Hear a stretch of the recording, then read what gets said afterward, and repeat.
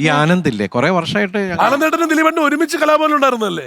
അതെ അതെ, ഞാനന്ന് കലാഭവന്റെ ഗാനമേളയുടെ ഇടയ്ക്ക് മിമിക്രി കാണിക്കാൻ പോകുന്നുണ്ടായിരുന്നു. അപ്പൊ ആ സമയത്ത് ഞാനും ആനന്ദും ഒക്കെ ഭയങ്കര ഫ്രണ്ട്സാ. അന്ന് ഞങ്ങൾക്ക് ഭയങ്കര ആഗ്രഹമുണ്ട്. ഞങ്ങളവിടെ ചെറിയ ഹോട്ടലിലൊക്കെ പോയി ഭക്ഷണം കഴിക്കും. ഞങ്ങൾ രണ്ടുപേരോട് പ്ലാൻ ചെയ്തു. വണ്ടി ആലപ്പുഴ വന്ന് അവിടെ നിർത്തി കഴിഞ്ഞപ്പോൾ ഞങ്ങൾ രണ്ടുപേരും കലാഭവന്റെ ബസ്സിൽ നിന്ന് ഇറങ്ങിയിട്ട് മുങ്ങി. നമ്മൾ ഇന്ന് ഫുഡ് റേബാനിന്ന് കഴിക്കാം എന്ന് പറഞ്ഞിട്ട് റേബൻ സ്റ്റാർ ഹോട്ടലാണ്. ഞങ്ങളവിടെ പോയി. ഞങ്ങളവിടെ പോയിട്ട് അന്ന് എനിക്ക് 75 രൂപയും ആനന്ദിന് എത്ര 10 രൂപ 45 എത്ര 40 രൂപ 50 രൂപ 40 രൂപ 50 രൂപയാണ്. ഞങ്ങൾ ഒരു ദിവസം പ്രോഗ്രാം ചെയ്താൽ ഞങ്ങൾക്ക് കിട്ടുന്നത് എനിക്ക് 75 രൂപ കിട്ടും, പുള്ളിക്ക് 50 രൂപ കിട്ടും.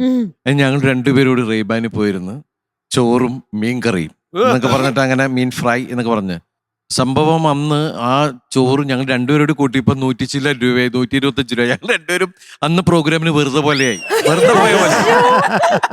അപ്പോ ആലപ്പുഴ എത്തുമ്പോ റേബൻ ആനന്ദേ ആനന്ദിന്റെ ദേഷ്യത്തോട് നോട്ടുണ്ട്.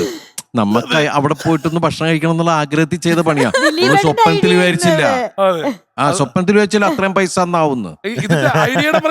അപ്പൊ അന്ന് തുടങ്ങി ഞാൻ ആനന്ദിനെ ഒരിക്കലും മറക്കില്ല. ആനന്ദിന്റെ ഒരു നോട്ടമുണ്ട്, ആ കണ്ണൊക്കെ നോക്കി ഇങ്ങനെ ഒരു നോട്ടം ഉണ്ടായിരുന്നു. ഇന്നിപ്പോ ആനന്ദില്ലാത്ത പ്രോഗ്രാം ഇല്ല. അല്ല ദിലീപേട്ട, ഇന്ന് ആദ്യമായിട്ട് ഇത്രയും വർഷമായിട്ട് ആനന്ദേട്ടൻ സംസാരിക്കുന്ന ഒച്ച നമ്മൾ കേട്ടു. അതിനും ദിലീപേട്ടൻ ടോപ്പ് സിംഗറിന്റെ ഗ്രാൻഡ് ഫിനാലെ ആവേണ്ടി വന്നു. ഞാൻ അന്ന് കേട്ട ഒച്ച ഈശ്വര. ആനന്ദേട്ടാ ഇപ്പോഴും റേബാനി പോവാറുണ്ടോ? പോകാറില്ല. ശത്രുത.